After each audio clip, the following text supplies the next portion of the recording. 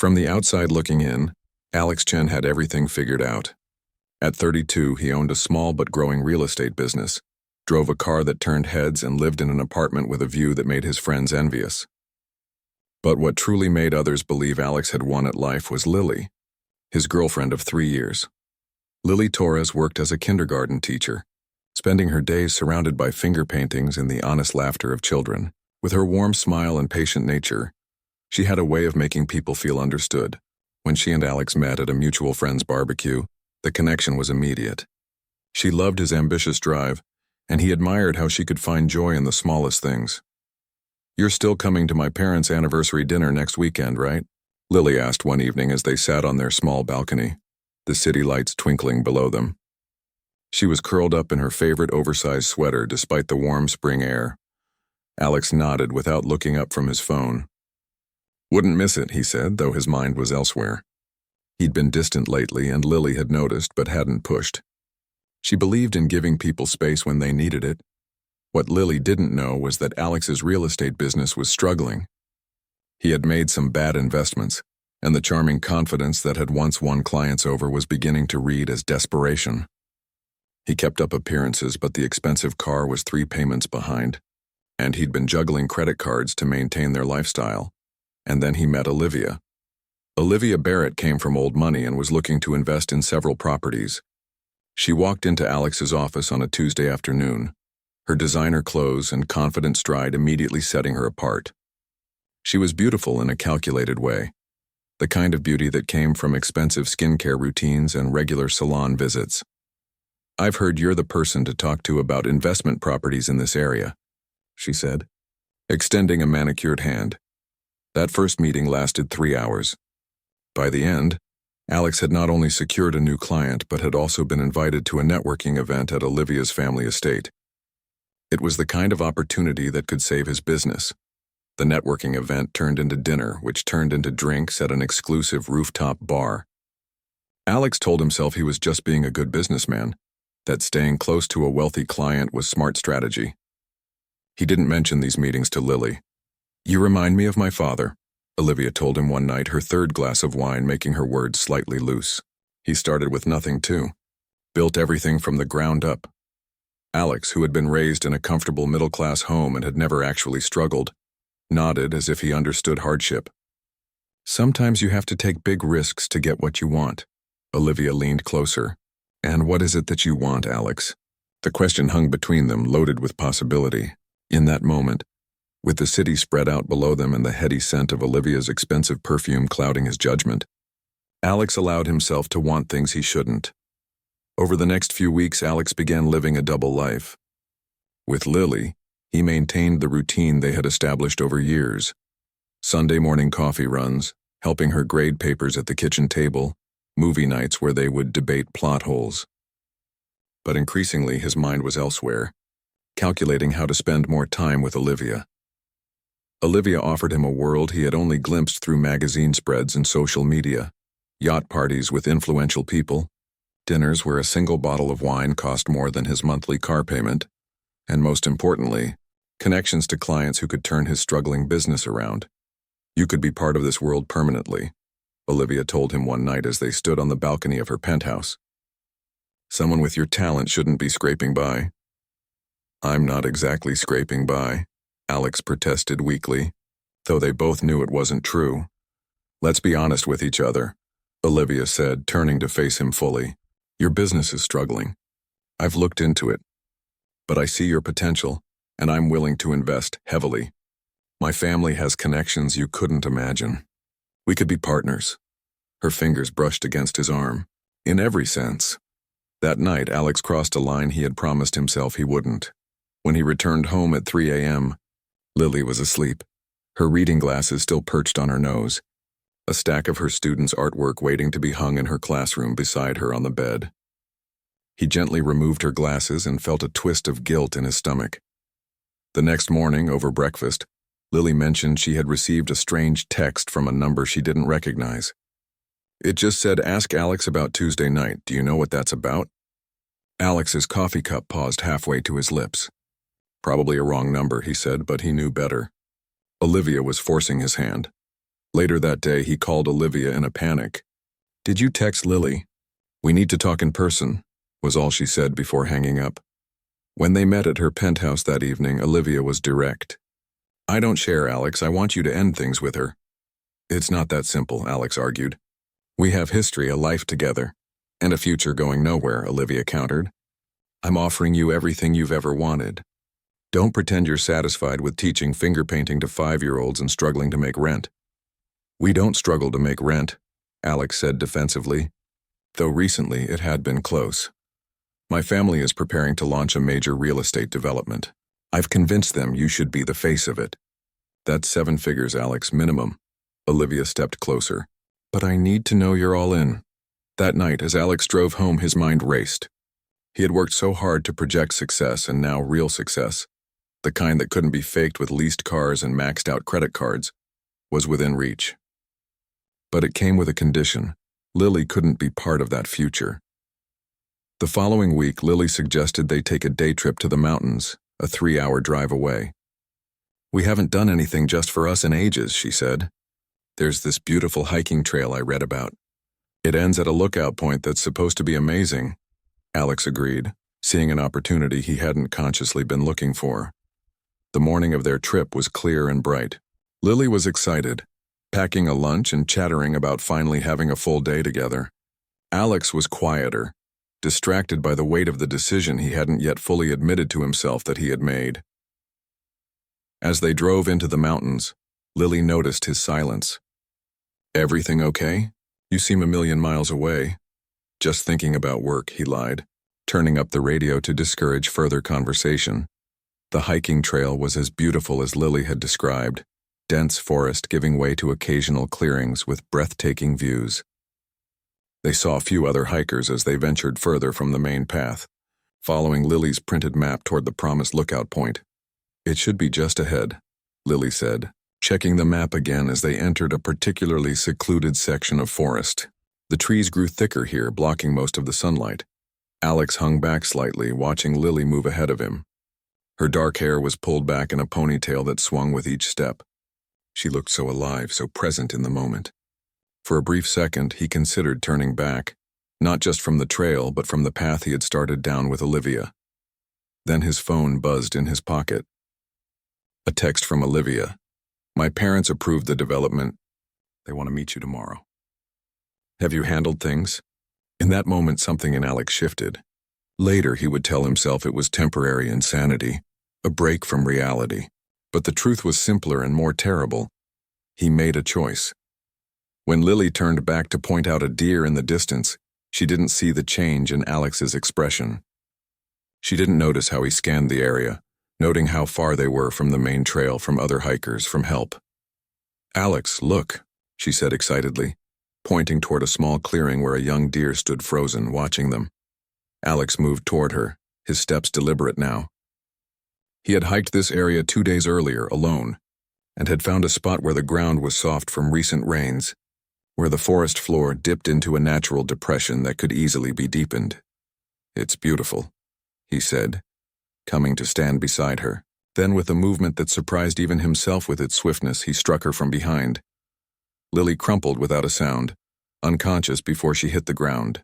Alex stood over her for a long moment, his breath coming in short gasps, waiting to see if she would move. When she remained still, he pulled the small folding shovel from his backpack, a tool he had purchased specifically for this purpose. Though he had told himself it was for emergencies on the trail, the ground was as soft as he remembered. He dug frantically, checking over his shoulder every few minutes, listening for approaching hikers. No one came. The forest remained still except for the occasional bird call and the steady sound of earth being displaced. When the hole was deep enough, not as deep as he had planned, but his arms were burning and panic was beginning to set in, he dragged Lily's unconscious form into it. Her face was peaceful, as if she were merely sleeping. A thin trickle of blood ran from where he had struck her. "I'm sorry," he whispered, though he wasn't sure if he meant it. Then he began to cover her with earth, working quickly now, his mind oddly detached from what his hands were doing. When it was done, when the ground was as level as he could make it and covered with scattered leaves and twigs, Alex sat on a nearby log and tried to steady his breathing. He had done it. He had removed the obstacle between himself and the future Olivia had promised. He would tell everyone that they had argued, that Lily had stormed off down the trail and never returned to their meeting point. He would lead the search parties, play the part of the devastated boyfriend, and then, after an appropriate amount of time, he would move on, right into the life Olivia was holding open for him. As Alex walked back down the trail alone, clouds began to gather overhead. By the time he reached his car, it was raining, a gentle spring rain that would help settle the disturbed earth and wash away any remaining signs of what he had done. He didn't know that 5 days later, his carefully constructed new future would come crashing down around him. The first thing Lily felt was cold, then pressure, overwhelming, suffocating pressure pushing down from all sides. Her mind floated in a hazy darkness before reality began to take shape around her. She tried to breathe and got a mouthful of dirt.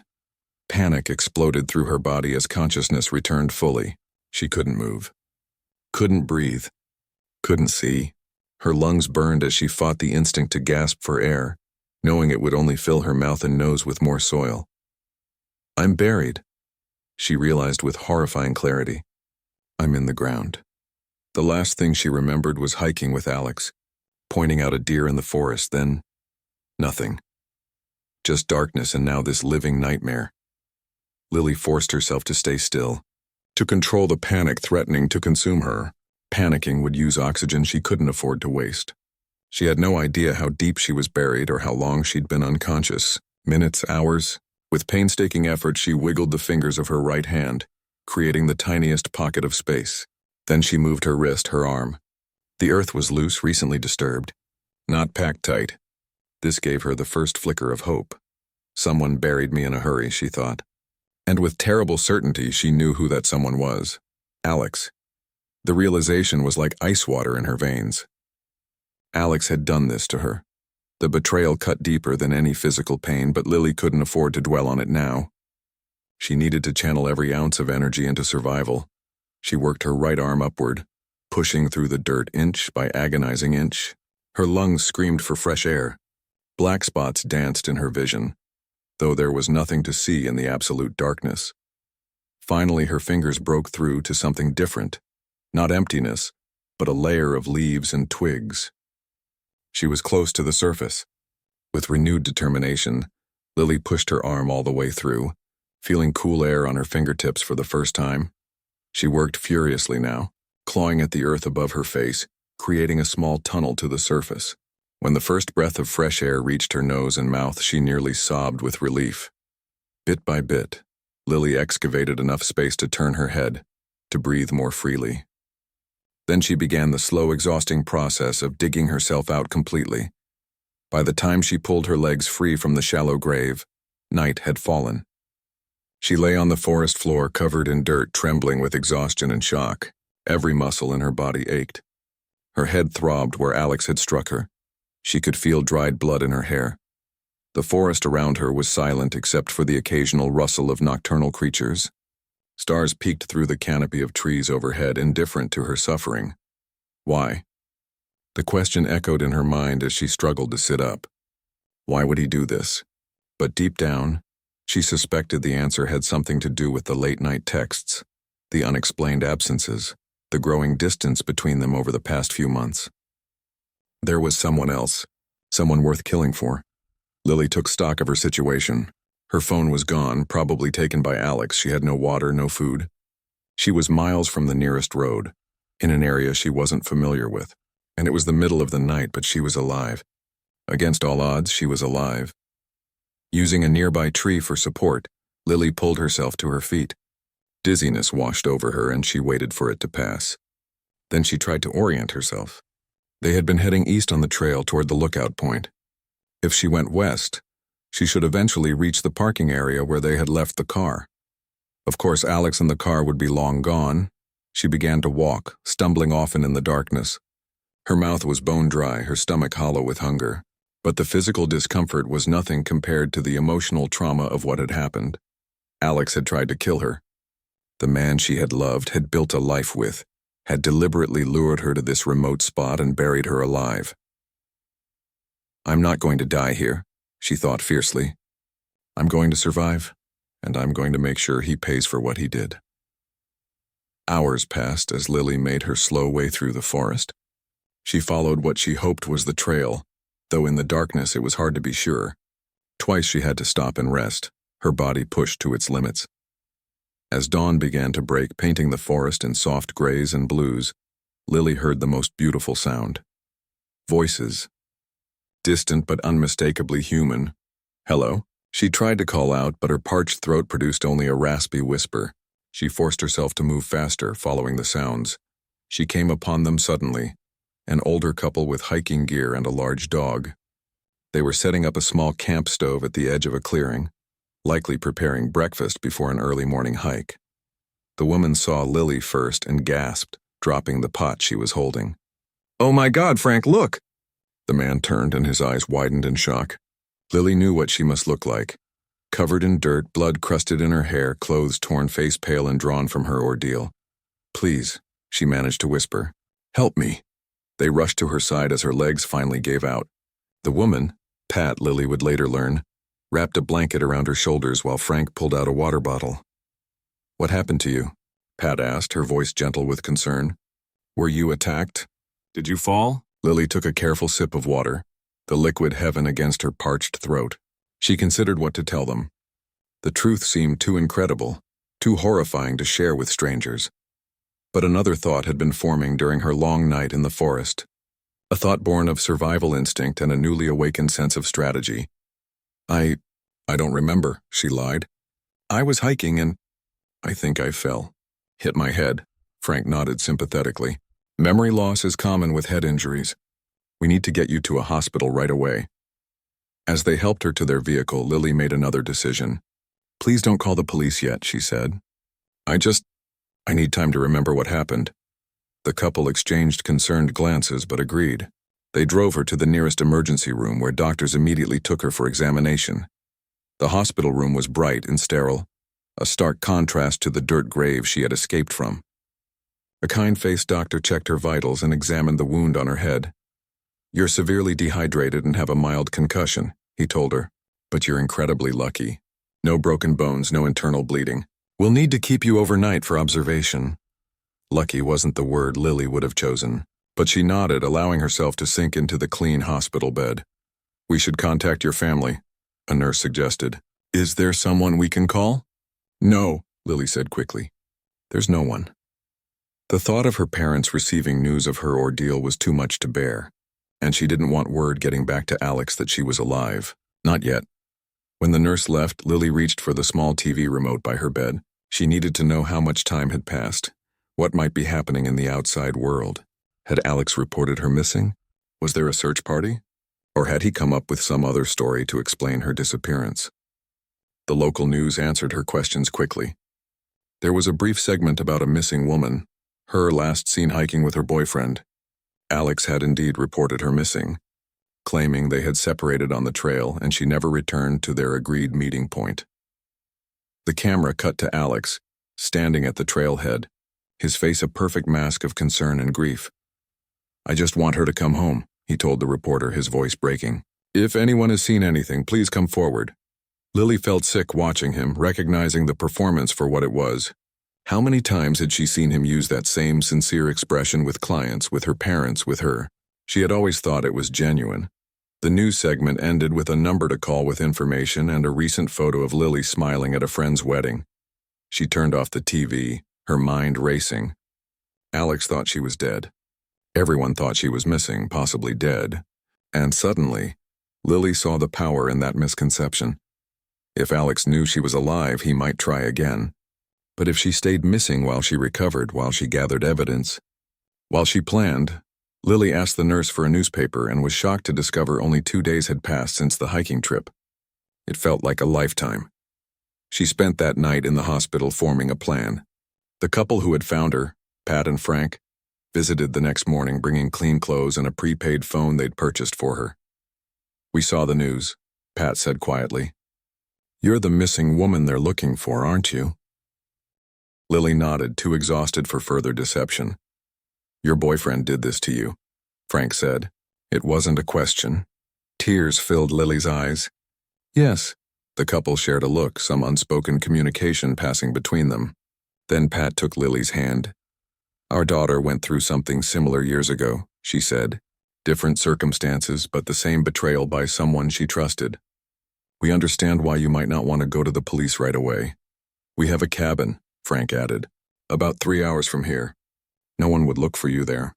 You could rest, heal, figure out what you want to do next."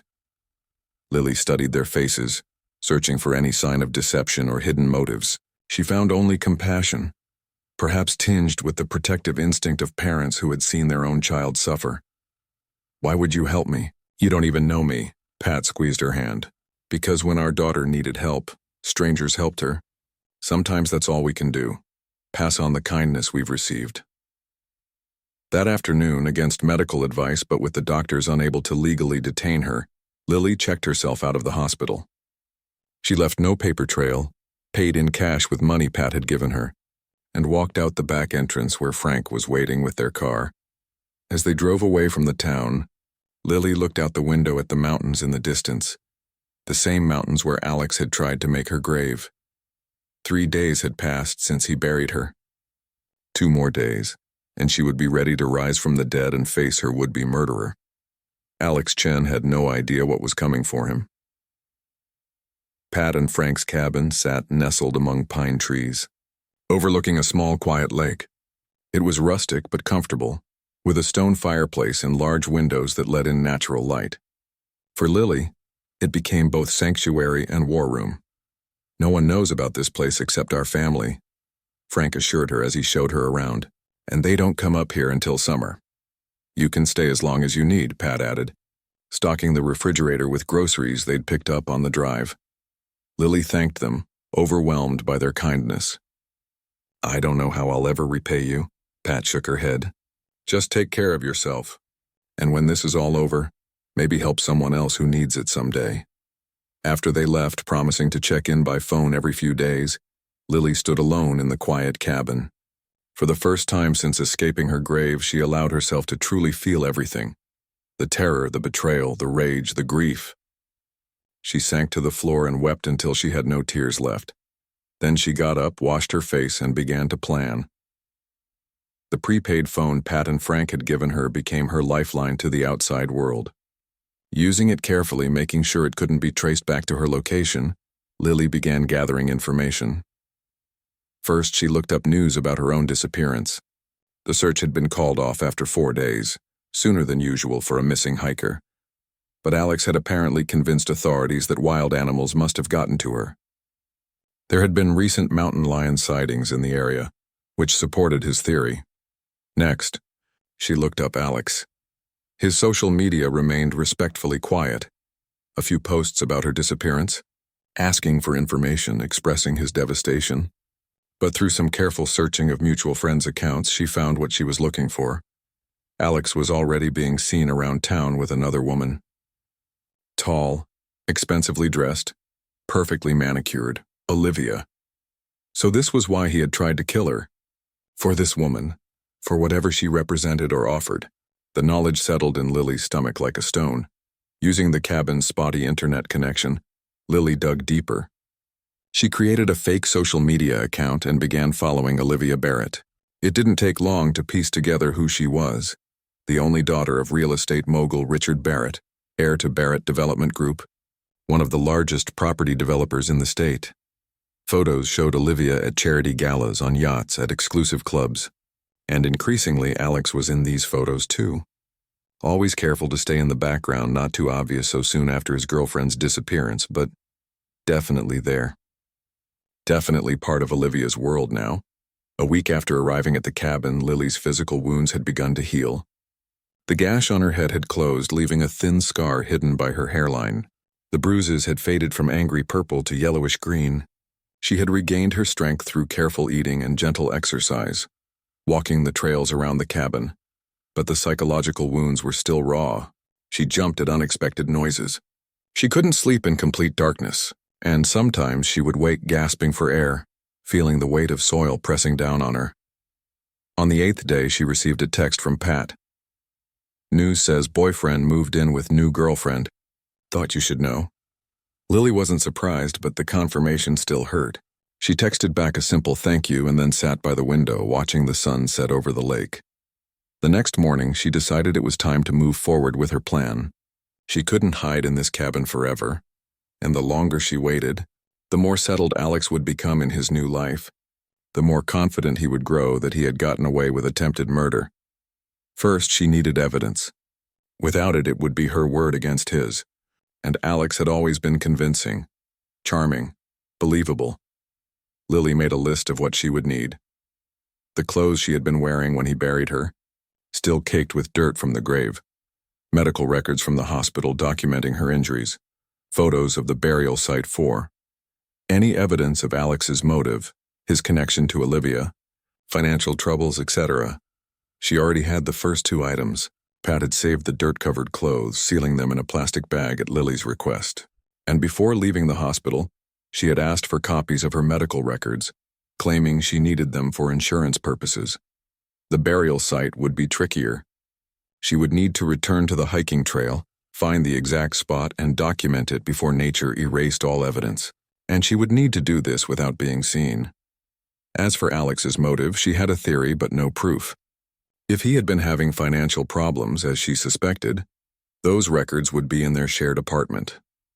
She would need to get inside without being caught. It was a dangerous plan with too many ways it could go wrong. But Lily was beyond caring about risk. She had already survived being buried alive. What else could frighten her now? She spent the next 2 days preparing.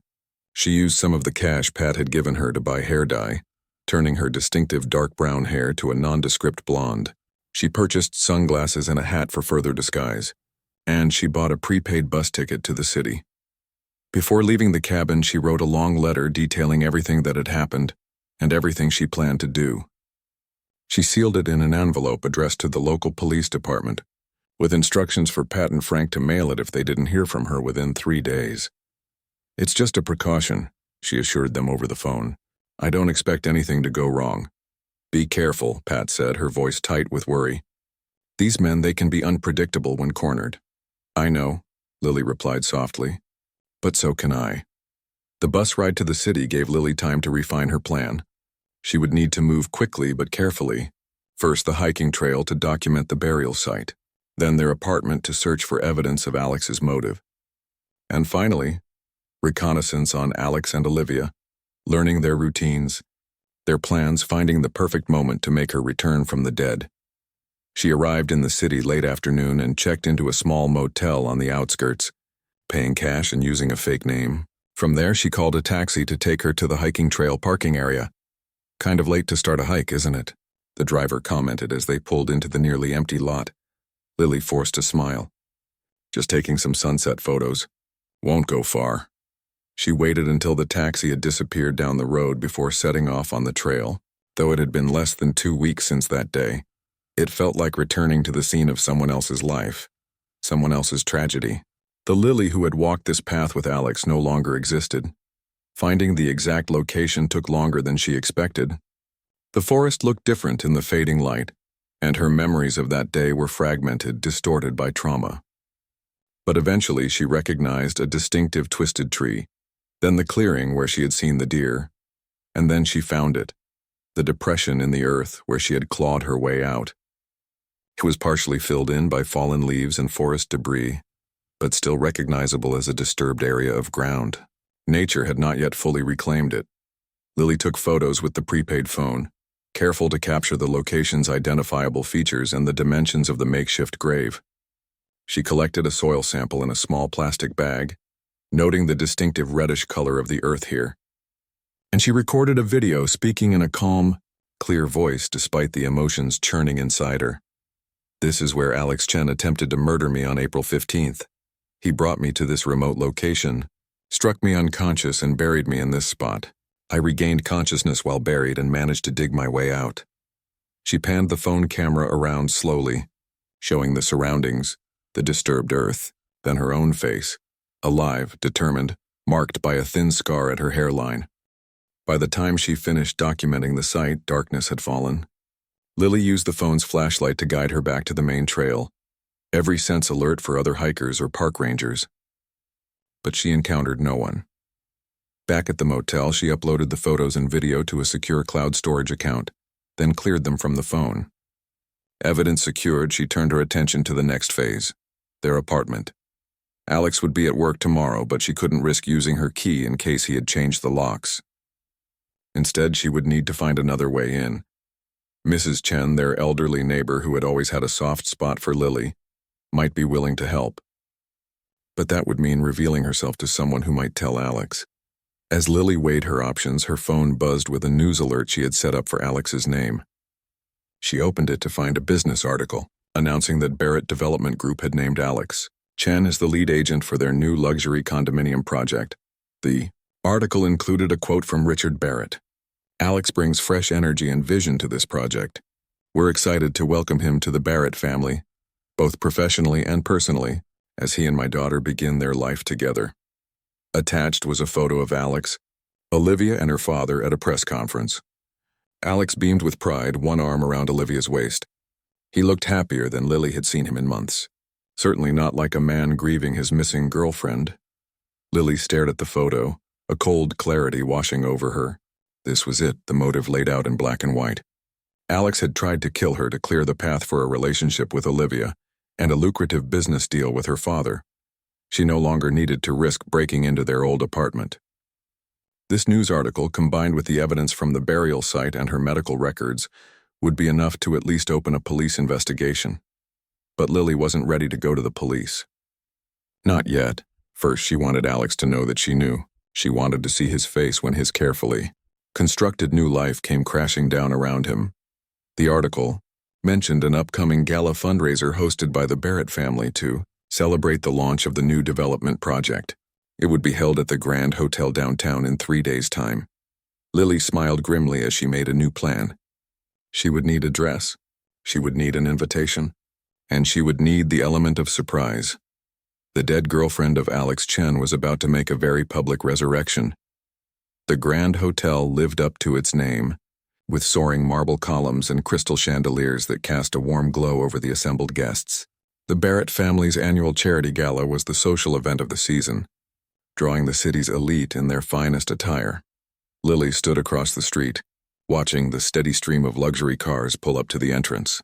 Her heart hammered in her chest, but her hands were steady. 5 days had passed since Alex had buried her alive. 5 days that had changed everything. She smoothed down the front of her emerald green dress, purchased with the last of Pat and Frank's money, with promises to pay them back someday. Her newly blonde hair was pulled into an elegant updo, exposing the graceful line of her neck and highlighting her cheekbones. Large designer sunglasses concealed much of her face. Despite the evening hour, in her small handbag, she carried everything she needed: her phone with the evidence she'd gathered, the hospital records, and her driver's license, proof of her identity when the time came. Obtaining an invitation had been surprisingly simple. The gala was a charity event, after all. A sizable last-minute donation to the Barrett family Foundation had secured her a place on the guest list, under the name Elizabeth Torres, a variation of her real name that felt both distant and familiar. She took a deep breath and crossed the street, joining the line of guests entering the hotel. A doorman nodded respectfully as she approached. At the check-in table, she gave her assumed name and watched as the attendant found it on the list. "Welcome, Ms. Torres. The main ballroom is through those doors. Enjoy your evening." Lily nodded her thanks and moved into the crowded ballroom. The space was filled with men in tuxedos and women in designer gowns, all laughing, drinking, and networking. Waiters circulated with trays of champagne and hors d'oeuvres. A small orchestra played softly in one corner. She accepted a glass of champagne and positioned herself near a large floral arrangement, partially hidden, but with a good view of the room. Now she needed to locate Alex. It didn't take long. He stood near the center of the room beside Olivia, who wore a stunning red dress that made her look like a flame among the more conservatively dressed guests. Alex wore a new tuxedo, more expensive than anything he'd owned when he was with Lily. His hair was styled differently too, giving him a more polished appearance. He looked happy, successful, completely unburdened by the fact that he had tried to murder someone less than a week ago. Lily felt a surge of cold rage.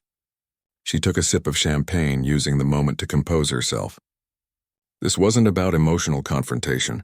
This was about justice, about making sure Alex couldn't hurt anyone else the way he had hurt her. She watched as Richard Barrett approached them, clapping Alex on the shoulder like a proud father. Other guests drifted toward them, drawn by the gravitational pull of power and wealth that the Barretts exuded. Lily began to move through the crowd, making her way slowly but deliberately toward them. As she got closer, she caught fragments of conversation. The development will transform the entire riverfront area. Alex has some truly innovative ideas for the marketing strategy. Olivia tells me you two are looking at properties in the Heights district. Alex nodded and smiled. Clearly in his element among these wealthy, influential people, this was what he had wanted so badly, what he had been willing to kill for. Lily positioned herself just at the edge of their circle, waiting for the right moment. It came when a waiter approached with a fresh tray of champagne. As the group reached for new glasses, creating a momentary distraction, Lily stepped forward. She removed her sunglasses, tucking them into her purse, and moved directly into Alex's line of sight. At first, he didn't notice her. He was laughing at something Richard had said, his head tilted back slightly. Then his eyes swept the circle and landed on her face. The transformation was immediate and total. His smile vanished. The color drained from his face. The champagne glass slipped from his fingers and shattered on the marble floor, drawing startled looks from the others. Alex? Olivia touched his arm, concerned. Are you okay? But Alex couldn't speak. He stared at Lily as if seeing a ghost, which in his mind he was. Hello, Alex, Lily said, her voice calm and clear. It's been a while. The conversation around them died as the others registered the sudden tension. Olivia looked between them, confusion clouding her perfect features. I don't believe we've met, she said to Lily, extending a hand. I'm Olivia Barrett. I know exactly who you are, Lily replied without taking the offered hand. But Alex and I are very well acquainted. Aren't we, Alex? He still hadn't spoken. His mouth opened and closed, but no sound came out. He looked like he might faint. I don't understand, Olivia said, her composure beginning to crack. Alex, who is this woman? Lily smiled thinly. Why don't you tell her, Alex? Or should I? Richard Barrett stepped forward, his expression hardening. Young lady, I think you should leave. Security! That won't be necessary, Lily said, raising her voice slightly. I'm not staying long. I just wanted to deliver a message to Alex. She moved closer to him, close enough to see the beads of sweat forming on his forehead, to smell the expensive cologne he wore, new, something Olivia had probably chosen for him. Did you really think that grave was deep enough? She asked quietly. Alex made a small choked sound. His eyes darted to the exits, calculating his chances of escape. What is she talking about? Olivia demanded, grabbing Alex's arm. What grave? Lily turned to her. 5 days ago, Alex took me hiking in the mountains. He hit me over the head with a rock and buried me in a shallow grave, leaving me for dead. He did this so he could be with you, so he could have all of this. She gestured to the opulent ballroom around them. Shocked murmurs rippled through the growing crowd of onlookers. Olivia's hand dropped from Alex's arm as if burned. That's insane, Alex finally managed to say, finding his voice. This woman is clearly disturbed. I've never seen her before in my life. Really? Lily reached into her purse and pulled out her driver's license. She handed it to Olivia. My name is Lily Torres. Until 5 days ago, I was Alex's girlfriend of 3 years. We lived together at 1423 Westview Apartments. You can check my ID, call the building manager, talk to our neighbors. Olivia stared at the license, her perfectly manicured hands trembling slightly. This is some kind of sick joke, Alex said, attempting to regain control of the situation. I don't know who put you up to this, but your missing girlfriend, Richard Barrett interrupted, his voice like ice. The one you reported missing after your hiking trip. The one the police searched for. Alex's face contorted. No, I mean, yes, my girlfriend went missing, but this isn't her. This isn't Lily. Then who am I, Alex? Lily challenged. If you've never seen me before, how do I know about the birthmark on your left shoulder? How do I know about the scar on your knee from when you fell off your bike at age 12? How do I know that you sleep on the right side of the bed and can't stand the smell of peanut butter? With each detail, Alex seemed to shrink, his confident facade crumbling. If you've never seen me before, Lily continued, how do I have these She pulled out her phone and showed him the photos she had taken of the burial site. And these? She held up the medical records documenting her injuries. Alex? Olivia's voice was barely audible now. Is she telling the truth? The desperation in his eyes was answer enough. He looked wildly around the circle of shocked faces, seeing no allies, no escape. You don't understand, he said, his voice cracking. It wasn't supposed to happen like that. I was going to break up with her, but she wouldn't let go. She was going to ruin everything. A collective gasp went up from the crowd.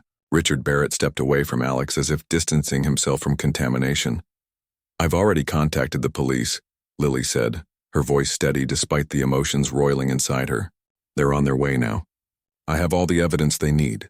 The photos of where you buried me, my medical records, the clothes I was wearing that day, still covered in soil from the grave.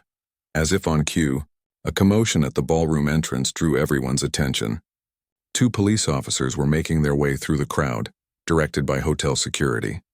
Panic flashed across Alex's face. With sudden, desperate energy, he lunged toward Lily, reaching for her phone with the damning evidence. But Olivia, moving with surprising speed, stepped between them.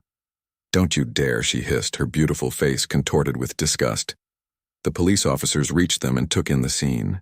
What's going on here? One asked. This man, Lily said, pointing at Alex, attempted to murder me 5 days ago by burying me alive in the mountains. I have evidence, and he just confessed in front of all these witnesses. The officer looked skeptical until Richard Barrett stepped forward. I heard him admit it, he said gravely, as did everyone else in this circle. And this young woman has identification proving she's the girlfriend he reported missing. The officers exchanged glances, then approached Alex. Sir, we're going to need you to come with us. Alex's shoulders slumped in defeat. As the officers led him away, he looked back at Lily one last time, his expression a mixture of fear, hatred, and disbelief that his perfect plan had fallen apart so completely. The crowd parted to let them pass, whispers and shocked exclamations following in their wake. Lily watched until Alex disappeared through the ballroom doors, a strange sense of emptiness replacing the determination that had driven her for the past 5 days. It was Olivia who broke the silence. I'm so sorry, she said, her voice thick with emotion. I had no idea. I never would have. I know, Lily said simply. There was no point in anger toward this woman who had been as deceived as she had been, if in a different way. Richard Barrett cleared his throat. Ms. Torres, if there's anything we can do. Lily shook her head. Thank you, but no. I just want to put this behind me now. As she turned to leave, a tall woman in a navy blue dress touched her arm gently. You're incredibly brave, she said quietly. Not many would have had the courage to face him like that. Lily managed a small smile. It wasn't courage exactly, just refusing to be a victim. She made her way through the still murmuring crowd, feeling the weight of their stares but holding her head high. Outside, the night air felt clean and fresh after the perfumed atmosphere of the ballroom. Lily took a deep breath, allowing herself to fully feel the moment. Alex was in custody. He would face justice for what he had done. Her ordeal wasn't over. There would be police statements, maybe a trial, certainly months of healing ahead. But the worst was behind her. She had literally clawed her way out of her own grave and back into life. Whatever came next, she would face it with the same determination. As she walked away from the Grand Hotel, Lily called Pat and Frank to tell them the news. They were the closest thing to family she had right now, and she knew they had been worried. It's done, she told them. He's been arrested. Are you okay? Pat asked, concern evident in her voice. Lily considered the question, looking up at the stars visible even through the city lights. Not yet, she answered honestly, but I will be. 1 year later, Lily stood at the podium, looking out at the faces of the women gathered in the community center. Some showed signs of recent trauma, a healing bruise, eyes that darted nervously around the room, the haunted look of someone who had seen the worst of humanity. Others displayed the calm strength that comes only after surviving something terrible and finding a way forward.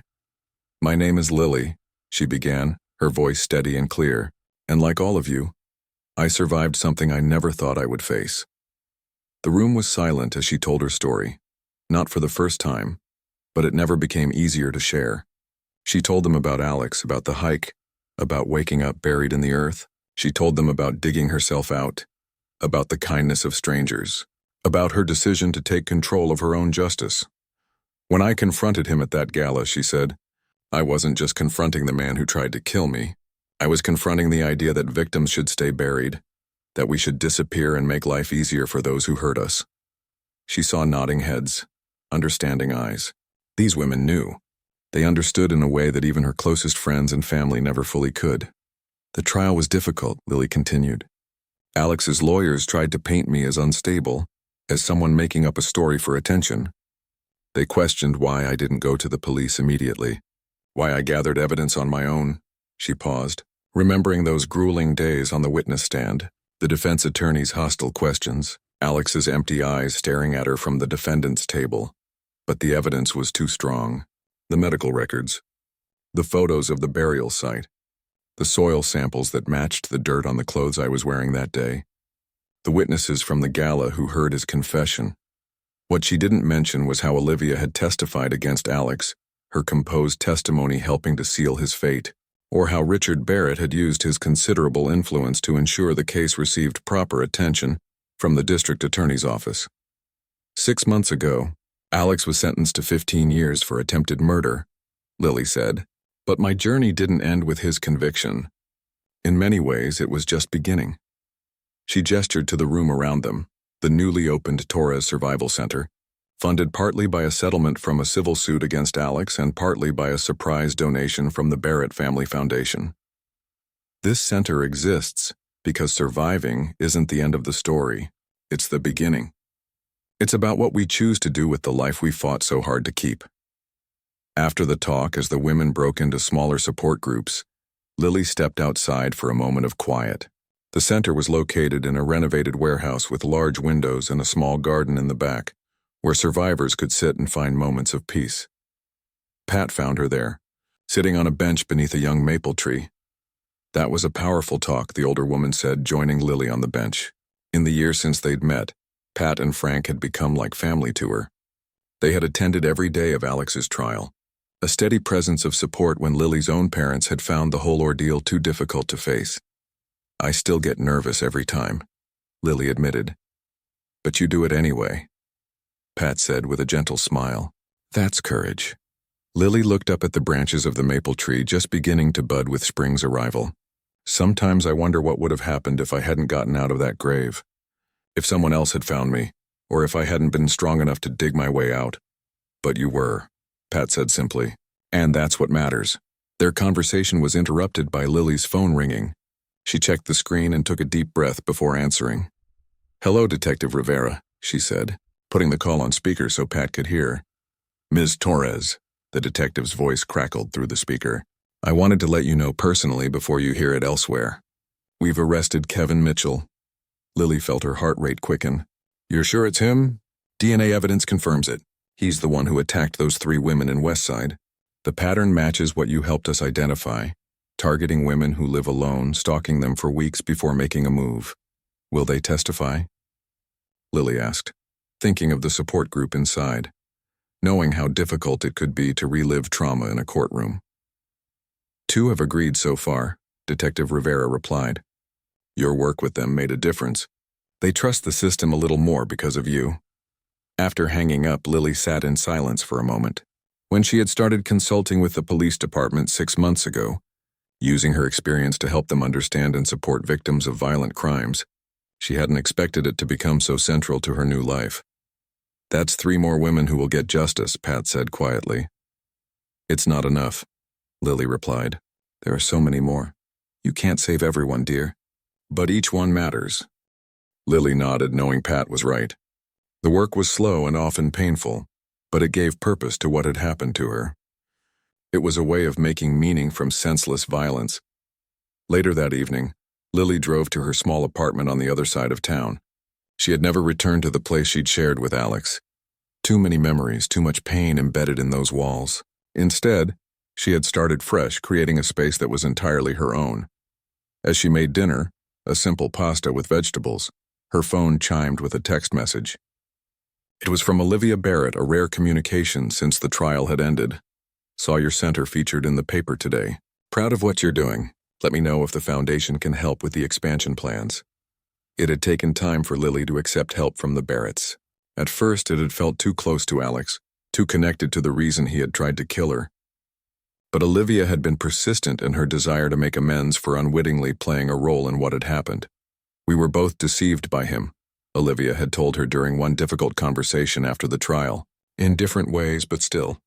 I never would have been with someone I knew was capable of such violence. Lily believed her. Alex had been skilled at showing people only what he wanted them to see. His mask had been convincing enough to fool both of them. She texted back a simple thank you to Olivia and continued preparing her meal. After dinner, Lily sat at her small desk and opened her laptop. The manuscript document on the screen was already over 200 pages long. Working title: Buried Alive, A Survivor's Journey. Writing about her experience had started as a therapeutic exercise suggested by her counselor. But as the pages accumulated, Lily realized it could be more than therapy. It could be a way to reach others who might never come to her center or join a support group. She began typing, adding to the chapter about the trial. The hardest part wasn't facing Alex again. It wasn't even reliving what he had done to me through my testimony. The hardest part was realizing that justice, while necessary, wasn't the same as healing. Justice happened in the courtroom, but healing had to happen within me day by day, choice by choice. And it wasn't linear. There were days when I felt strong, when I could tell my story without my voice shaking. And there were days when I couldn't get out of bed, when the memory of soil in my mouth and the weight of earth on my chest felt as real as the moment it happened. Lily paused, thinking about how far she had come in a year. The nightmares still came, but less frequently. She could sleep in complete darkness now, though she often chose to leave a small light on anyway. She had gone hiking again, a major milestone that had left her in tears of both fear and triumph at the summit. She continued typing. People often ask me if I've forgiven Alex. It's a complicated question. I don't carry hatred for him anymore. That was too heavy a burden, and I had to set it down to move forward. But forgiveness implies that what he did was forgivable, and I'm not sure that's true. What I've learned instead is acceptance. Accepting that this happened to me. Accepting that it changed me forever. Accepting that I get to decide what that change means. A knock at her door interrupted her writing. Lily closed the laptop and went to answer it, checking the peephole first, a habit she might never break. It was Frank, holding a small potted plant. Special delivery, he said with a smile when she opened the door. Pat said your windowsill looked empty. Lily invited him in and took the plant, a small flowering cactus with delicate pink blooms. It's beautiful. Tell her thank you. Tell her yourself tomorrow at dinner, Frank replied, declining her offer of tea. I can't stay. Just wanted to drop this off and check that you're coming. I wouldn't miss it, Lily assured him. After Frank left, Lily placed the cactus on her windowsill where morning light would reach it. There was something fitting about the gift. A plant that had evolved to survive in the harshest conditions, that protected itself with spines but still produced beautiful flowers. She returned to her desk but didn't open the laptop again. Instead, she picked up a small, smooth stone that she kept beside her computer, a stone from the mountain where Alex had left her to die. She had collected it during her last visit there, a visit she had made alone, determined to face the place on her terms. The stone reminded her not of the betrayal or the terror, but of what came after, the determination that had allowed her to save herself, the strength she hadn't known she possessed until it was tested in the most extreme way. Lily placed the stone back on the desk and went to prepare for bed. Tomorrow would be busy, morning sessions at the center, lunch with Detective Rivera to discuss another case, dinner with Pat and Frank, and then more writing if she had the energy. It wasn't the life she had imagined for herself before. That life had died in a shallow grave in the mountains. But this new life, built from the ground up like her center, had meaning and purpose that she had created for herself. As she drifted toward sleep, Lily thought about the women she had spoken to that day, each carrying their own version of trauma and survival. She couldn't take away what had happened to them, just as no one could erase what had happened to her. But she could walk beside them as they found their way forward, as they learned the truth she had discovered in that grave. that sometimes you have to bury who you were to become who you are meant to be, and that was enough. For tonight, for tomorrow, it was enough.